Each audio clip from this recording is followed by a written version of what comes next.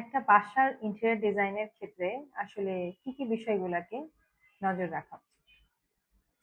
সেক্ষেত্রে হচ্ছে function, space, human comfort, technical solution এবং সবশেষে হচ্ছে অ্যাস্থেটিক। এখন যদি আমি আরেকটু বিস্তারিত বলি, সেক্ষেত্রে আপনার বাসার ইন্টেরিয়র যখন করবেন, তখন আসলে সবার প্রথমে আমরা অ্যাস্থেটিক পার্টটাকে হয়তো বেশি ফোকাস করি rather than functional space plan.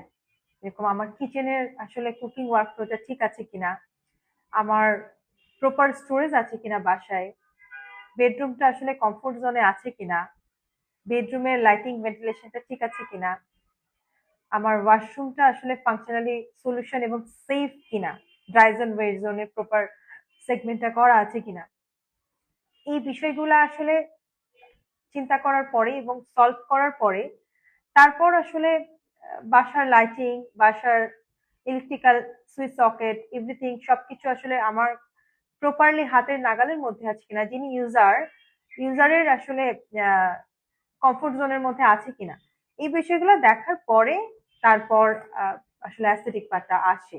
Aesthetic পার্টটার ক্ষেত্রে আপনি শেষে চিন্তা করবেন যে আসলে আমার স্পেস অনুযায়ী প্ল্যানিং ওকে আছে, তখন আমরা আসলে চিন্তা করব যে কার্টেন কালার কিরকম হবে, ফার্নিচার কালার কিরকম হবে।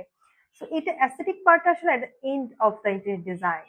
তো আমাদেরকে মনে রাখতে হবে যে ইন্টেরিয়র ডিজাইন মানে বাসার ভেতরে ডেকোরেশন নয়, ইন্টেরিয়র ডিজাইন মানে হচ্ছে আপনার বাসার ভেতরে প্রপার আর্কিটেকচারাল সলিউশন।